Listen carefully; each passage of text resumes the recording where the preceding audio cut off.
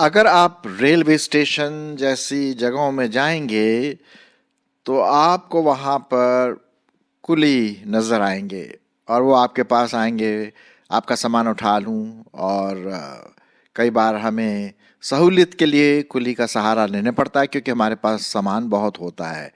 जब हम सफ़र करते हैं, चाहे बस स्टैंड हो या रेलवे स्टेशन या जहाँ कहीं भी, कुली हमारी सहायता करते हैं। और यदि आप किसी किसी कुली को आप देखेंगे तो असमंजस में पड़ जाएंगे कि कितना बोझ वो अपने सिर के ऊपर रखते हैं। मतलब देख करके भी हालत खराब हो जाती है कि कितना बोझ वो अपने सिर पर रखते हैं।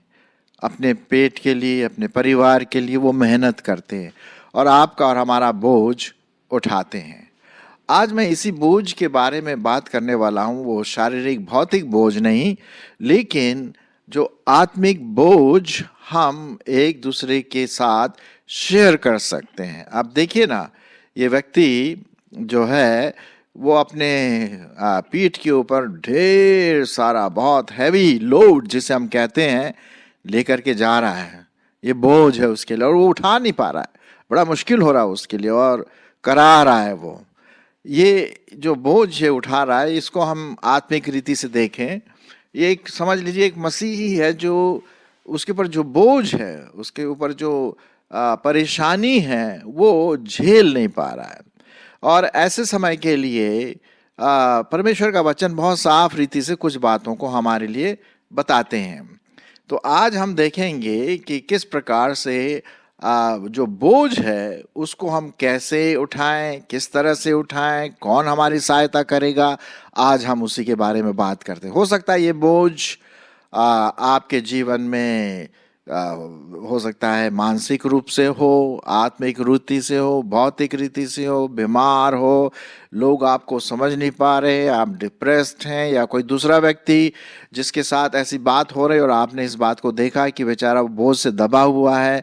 तो आप और हम क्या कर सकते हैं? तो उसी बात को ध्यान में रखते हुए मैं आज आपके सामने कुछ पदों को पढ़ूंगा और फिर उसके बाद हम उस पर थोड़ी सी टिप्पणी भी करेंगे। आज का जो विषय जो पाया जाता है, सब्जेक्ट मैटर, वो पाया जाता है गलतियों की पत्री और उसका 6वां अध्याय। गलतियों की पत्री और उसका 6वां अध्याय, और पहले कुछ पदों को मैं आपके सामने पढ़ना चाहता हूँ। हे भाइयों, यदि कोई मनुष्य किसी अपराध में पकड़ा जाए तो तुम जो आत्मिक हो नम्रता के साथ ऐसे को संभालो और अपनी भी देखरेख करो कि तुम भी परीक्षा में ना पड़ो। तुम एक दूसरे के भार उठाओ। यहाँ पर भार शब्द आया, बोझ उठाया, जो वही बात है, बोझ या भार, ठीक है। दूसरा पद, तुम एक दूसरे के भार उठाओ और इस प्रकार मसीह की व्यवस्था को पूरी करो। क्योंकि यदि कोई कुछ न होने पर भी अपने आप को कुछ समझता है तो अपने आप को वो धोखा देता है। पर हर एक अपने ही काम को जांच ले और तब दूसरे के विषय में नहीं परंतु अपने ही विषय में उसको घमंड करने का अवसर होगा। क्योंकि हर एक व्यक्ति अपना ही बोझ उठाएगा। अब देखिए यहाँ पर जो हम देख रहे हैं, पहले दूसरे पद में हमने क्या पढ़ा कि भाई आप दूसरों का बोझ उठाओ, चलो ठीक है जी। फिर यहाँ 5वें पद में लिखा है कि हर व्यक्ति अपना ही बोझ उठाएगा। तो थोड़ा सा लग रहा ना एक प्रकार का कॉन्ट्रडिक्शन या विरोधाभास की बातें हैं। नहीं, एक्चुअली विरोधाभास की बात नहीं है। इसमें अलग अलग प्रकार के अलग ग्रीक वर्ड जो यूनानी भाषा में जो नया नियम लिखा गया है वो इस्तेमाल किया गया है, ठीक है। तो आइए पहले हम देख लेते हैं बोझ के बारे में। अब यहाँ पर लिखा हुआ है पहले पद में, हे भाइयों, यदि कोई मनुष्य किसी अपराध में पकड़ा जाए तो तुम जो आत्मिक हो नम्रता के साथ ऐसे को संभालो और अपनी भी देख रेख करो कि तुम भी किसी परीक्षा में न पड़ो। तुम एक दूसरे के भार उठाओ और इस प्रकार से मसीह की व्यवस्था को पूरी करो। अब यहाँ पर जो संदर्भ हमारा ये है कि ये जो व्यक्ति है, व्यक्ति वो मसीह में अच्छा है, चल रहा है, प्रभु में आगे बढ़ रहा है, बढ़ रही है, सब कुछ ठीक है, प्रभु पर विश्वास किया है, लेकिन उसके जीवन में कुछ ऐसी बातें आ जाती हैं, वो स्लिप हो जाता है, पाप में गिर जाता है, और एक प्रकार का जैसे बोलते हैं ना, बोझ से दबा हुआ है, दोष से दबा हुआ है, और उसके जीवन में आत्मिक रीति से कई प्रकार की चीजें जो अपने आप में वो उठा नहीं पा रहा है या उठा नहीं पा रही, कोई भी व्यक्ति, है ना। अब इस व्यक्ति के बारे में आपका और मेरा ये कर्तव्य है कि ऐसों का बोझ आप और मैं भी उठाएं। अब वो कैसे उठाएंगे? ऐसे करके नहीं कि भैया तूने पाप किया तो मैं भी करूँ, नहीं नहीं, वैसा नहीं। उसका जो बोझ है उसके सामने, पाप का बोझ, दोषपूर्ण मानसिकता, विवेक जो भी है, वो उसके लिए बोझ का कारण है। हो सकता है शारीरिक बोझ भी हो सकता है भौतिक बोझ भी हो सकता है मानसिक बोझ भी हो सकता है पाप का बोझ हो, कई प्रकार के बोझ यहाँ पर हम देख सकते हैं। और वो करहा रहा है, फिसल गया है, गिर गया है, उसको पता नहीं कि अब मैं क्या करूं। लोग उसको बड़े छी छी करके देखते हैं, घृणा की दृष्टि से देखते हैं कि यार ये तो पाप में गिर गया, और ये है वो है, और इस तरह से जो एटीट्यूड, जो मानसिकता वो अपने आप में डेवलप करते हैं, वो अपने आप को बहुत पवित्र और धार्मिक ठहराने की कोशिश करते हैं। लेकिन जो बेचारा दबा हुआ है और गिरा हुआ है, उसको उठाने की कोशिश नहीं करते। और ये बहुत ज़रूरी है कि हम उनके बोझ को भी हम उठाने की सहायता, और कैसे करें? हम काउंसलिंग के द्वारा, एक दूसरे के साथ बैठ करके नम्रता के साथ उसके साथ बातचीत करें, तो उसका बोझ भी हल्का हो जाए। आपको पता, कई लोग क्या बोलते हैं कि मेरे साथ भी ऐसा हुआ, कई बार मैंने दूसरों की सहायता करने की कोशिश की, उनके जो बोझ उनके जीवन में था, भाई क्या बात है, कैसे है, क्या है, तो मैंने परमेश्वर के वचन के आधार पर उनको काउंसलिंग करने की कोशिश की। और काउंसलिंग के बाद वो मुझसे मालूम क्या बोले? आप थैंक यू सो मच, आपने मेरी बातों को सुना, मेरा मन क्या हो गया? हल्का हो गया। मेरा मन क्या हो गया? हल्का हो गया। जब कोई व्यक्ति अपने बोझ को, अपनी परेशानियों को और अपने कमजोरियों को दूसरे के साथ शेयर करता है, तो क्या होता? उसको अच्छा लगता है, अरे चलो मेरे साथ कोई तो है, मैं अकेला ही नहीं हूं इसमें। और इसीलिए पहले पद में बहुत इंपॉर्टेंट बात लिखा हुआ, पहले पद और दूसरे पद में, कि यदि कोई मनुष्य किसी अपराध में पकड़ा जाए, हो सकता है वो गिर गया, अपराध में पकड़ा गया, पाप में गिर गया, जैसे भी हो, तुम जो आत्मिक हो। अब देखिए, बोझ उठाने के लिए आपको और मुझको आत्मिक होने की जरूरत है। अगर मैं खुद आत्मिक नहीं हूं, मैं खुद नहीं प्रभु में परिपक्व हूं, तो मैं कैसे दूसरे का बोझ उठाऊंगा, कैसे उसकी सहायता करूंगा? नहीं हो सकता।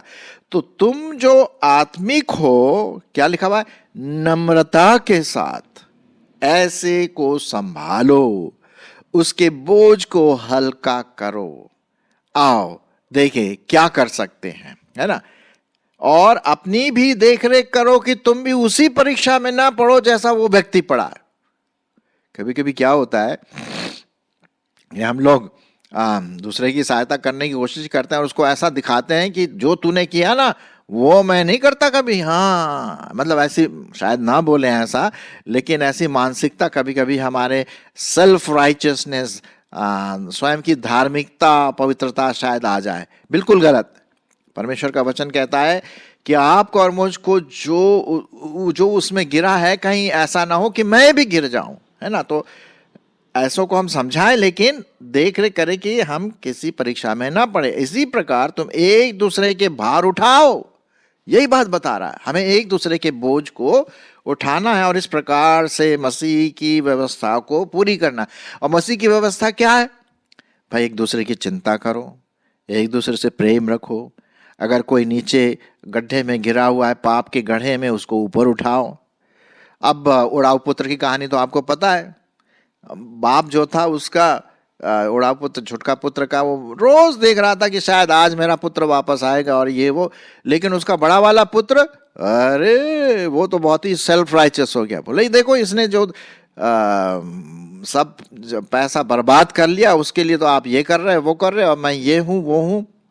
देखिए वो बोझ नहीं उठा रहा था, वो अपनी सेल्फ राइचियस में पड़ा हुआ था। हमें ऐसे नहीं होना मेरे प्रियो।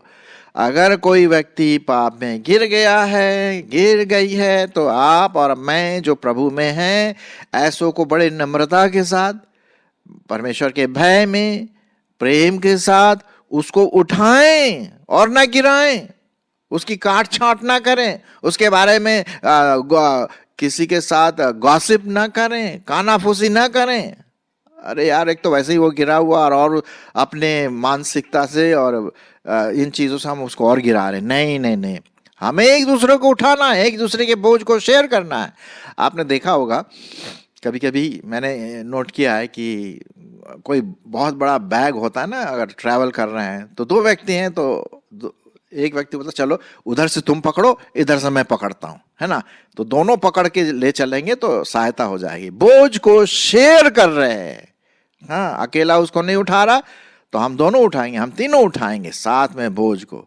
हमारे कलीसिया में आज ऐसे ही लोगों की जरूरत है, जो हमारे बोझ को शेयर करें, उठाए, हमें हल्का महसूस करे पवित्र आत्मा में। ठीक है, तो ये एक तो बोझ ये है शेयर करना। ठीक है, तो पहला इस बात को आप ध्यान दीजिए। कोई भी व्यक्ति जब इस बोझ में दबा हुआ है, हम जो प्रभु में बढ़े हैं, प्रभु में परिपक्व हैं, ऐसी की सहायता करें। दूसरा जो बोझ है, लिखा हुआ है 4 और 5 पढ़ लेता हूं। वो दूसरा वाला बोझ जो हमें उठाना है, जो हम उठा सकते हैं, वो खुद ही उठाएं, हम किसी से ना कहें। देखिए 4 और 5 पद, पर हर एक अपने ही काम को जांच ले। ठीक है, हर एक अपने ही काम को जांच ले, और तब दूसरे के विषय में नहीं पर अपने ही विषय में उसको घमंड करने का क्या मिलेगा, अवसर मिलेगा कि यार चलो मैं ठीक से चल रहा हूं, मैं प्रभु में चल रही हूं, प्रभु में चल रहा हूं, है ना। कहीं ऐसा ना हो कि मैं खुद ही गिर जाऊं। 5वें पद में क्या लिखा, क्योंकि हर एक व्यक्ति अपना ही बोझ उठाएगा।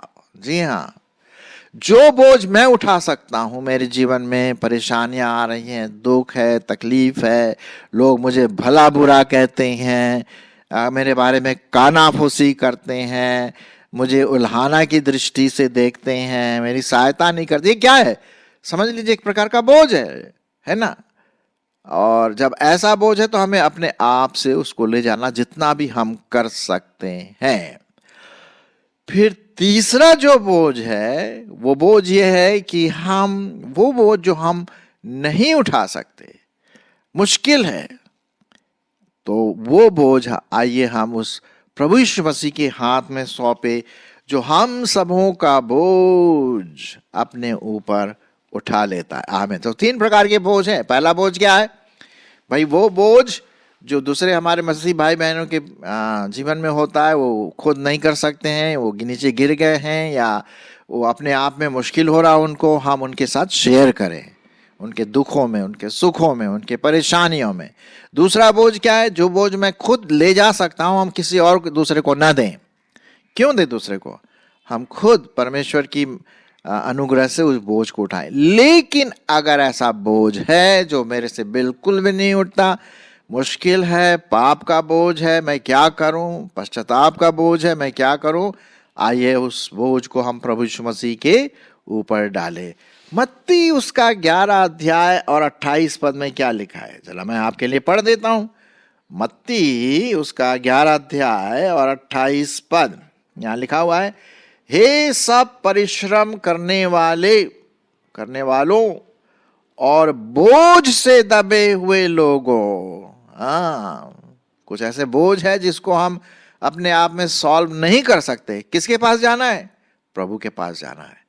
बोझ से दबे हुए लोगों, मेरे पास आओ, मैं तुम्हें विश्राम दूंगा। मैं तुम्हें क्या करूंगा, विश्राम दूंगा। सो प्रभु परमेश्वर हमारे बोझ को लेने के लिए तैयार है। जी हाँ, वो बोझ, पश्चाताप का बोझ, है ना, और पाप का बोझ जो हमारे जीवनों में कभी कभी आ जाता, प्रभु के हाथ में सौंपे। और ये बात बहुत इम्पोर्टेंट हम देख लें, 3 प्रकार के जो बोझ है। और जो प्रभु यीशु मसीह जो हमारे बोझ को लेता, क्या लिखा है कि वो हमारे सब पापों को अपने ऊपर उसने क्या कर लिया, उठा लिया।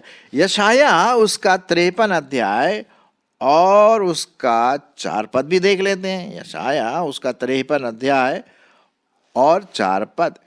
निश्चय निश्चय उसने हमारे रोगों को सह लिया और हमारे ही दुखों को उठा लिया, तो भी हमने उसे परमेश्वर का मारा कूटा और दुर्दशा में पड़ा हुआ समझा।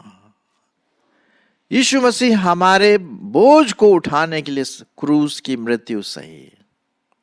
वो बोझ, पाप का बोझ, अगर हमारे जीवन में चंगाई नहीं है, हम प्रभु यीशु मसीह के हाथ में दे दे, प्रभु तू मेरी इस बोझ को उठा, मुझे चंगाई दे, मेरे जीवन को पवित्र कर, या जो भी है ना।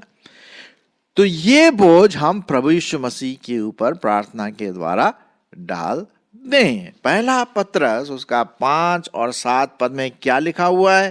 पहला पत्रस उसका 5 अध्याय और 7 पद। हम में से कौन व्यक्ति जो चिंता नहीं करता है? हम सब करते हैं चिंता, है ना। बोझ, चिंता क्या है? बोझ के समान है। क्या करें, क्या नहीं करें, क्या नहीं करें, उस समय में नहीं आ रहा। अरे यार, उसको हम क्या करें? अपने उद्धारकर्ता प्रभु यीशु मसीह के ऊपर डाल दें। लिखा हुआ है अपनी सारी चिंता, एक चिंता नहीं, 10 चिंता नहीं, सारी चिंता उसी पर डाल दो। किसी पर डाल दो? प्रभु यीशु मसीह पर, क्योंकि उसको तुम्हारा ध्यान है, क्योंकि उसको तुम्हारा ध्यान है। हालेलुया। हाँ भाई, देखिए, जैसा हम दूसरों को बोझ को शेयर करते हैं, है ना, जैसे मैंने अभी आपको शुरुआत में कहा, उसी प्रकार प्रभु यीशु मसीह हमारे बोझ को शेयर करता है। हाँ, लाओ, इधर लाओ, चलो आओ, मैं उठाता हूं। तुम पाप में दबे हो, इधर आओ, मैं क्षमा दूंगा। तुम्हारे को चंगाई चाहिए, इधर आओ, मैं तुम्हें चंगाई देता हूं। तुम डिप्रेस्ड हो, इधर आओ, तुम चिंता मत करो, मैं हूं ना तुम्हारे साथ। यीशु मसीह कभी नहीं बदलता। हम बदल जाते हैं, हम बदल जाते हैं जी, हम बदल जाते हैं, लेकिन यीशु मसीह कभी नहीं बदलता। ये प्रभु परमेश्वर का वचन आपके लिए, मेरे लिए है। जैसा मैंने अभी पहला पत्रस उसका 5 अध्याय और 7वें पद में आपके लिए पढ़ा। सो मेरे प्रियो, आज हमने देखा बोझ के बारे में कि किस प्रकार से हम इस बोझ को उठाएं। कुछ बोझ हैं जो दूसरे नहीं उठा पाते हैं, तो हम उनके साथ क्या करें? शेयर करें। वो मुसीबत में है, दुख में है, तकलीफ में है, शारीरिक रूप से, भौतिक रूप से, आत्मिक रूप से, मानसिक रूप से, जो भी हो, जो वो बेचारे परेशान हैं, हम उनके बोझ को हल्का करें। बल ऐसा नहीं कि वो जाकर के उसके बारे में और दूसरों को बताएं, यार तेरे को पता उसने ऐसा ऐसा किया, बताइए भला। नहीं नहीं नहीं नहीं नहीं नहीं नहीं, बल्कि उस व्यक्ति के पास जाकर के, मैं तुम्हारे बोझ को हल्का करूंगा, है ना, मैं तुम्हारे लिए प्रार्थना करूंगा, आओ बैठो, मैं वचन शेयर करता हूँ, क्या चाहिए तुमको, मैं कोशिश करता हूँ बोझ को हल्का करे। और देखिए दूसरा व्यक्ति क्या बोलेगा आपको? धन्यवाद हो प्रभु, प्रभु ने धन्यवाद हो मेरे भाई, तुमने मेरा बोझ हल्का कर दिया, मन हल्का हो गया। कितना अच्छा लगता है जब हम शेयर करते। फिर दूसरा जो बोझ है, जो बोझ हम अकेले सह सकते हैं, हम किसी और को ना दें, है ना। जो बोझ है, अगर हम इस प्रकार के बोझ जो जैसे छल कपट कभी कभी क्या होता है हम करते हैं पाप में, है ना, उसको हमें नहीं करना है, गुस्सा नहीं करना है। प्रभु के नए जो चाल चलन है, नई मानसिकता, उसके अनुसार चलना। लेकिन कुछ चीजें हैं जो हम खुद गिर जाते हैं पाप में, कमजोरियों में, उसके लिए हम क्या करें? डिप्रेस हो गए, अब कहाँ जाएं? अरे साहब, जाइए और अपना बोझ उस प्रभु यीशु मसीह पर डाल दें, जिसने कहा आओ हे सब परिश्रम करने वाले, है ना, अपना बोझ मुझ पर डालो, मैं सहूंगा, मैं हूं ना। तो ये बात यहां पर हम देखते हैं। तो जैसा कि आज हमने देखा गलतियों की पत्री उसके 6वें अध्याय और उसका 1 से 5 पद। होशियार रहे कि कहीं हम अपने आप को सेल्फ राइचस या ज्यादा धार्मिक ना समझे जब हम दूसरों की सहायता करते हैं। ऐसा ना दूसरे को ऐसा ना पता पड़े कि यार देखो मैं अपने आप को बड़ा पवित्र समझ रहा हूं। नहीं, हम सब उसमें हैं। आज वो गिरा, कल शायद हम गिर जाएं। हाँ, ये हो सकता है, ये हो सकता है। जी हाँ, इसमें कोई शक की बात है, क्योंकि हम इस दुनिया में रहते हैं ना, तो कभी कभी स्लिप हो जाता है। तो मेरे प्रियो, आइए हम एक दूसरे के बोझ को हल्का करें, अपने बोझ को हल्का करें जो हम कर सकते हैं, और जो हम नहीं कर सकते उस बोझ को हम प्रभु यीशु मसीह के हाथ में सौंप दे, क्योंकि उसको हमारी चिंता है। तो चिंता छैना, चिंता ना करे, अपनी चिंता, सारी चिंता प्रभु पर डाल दे।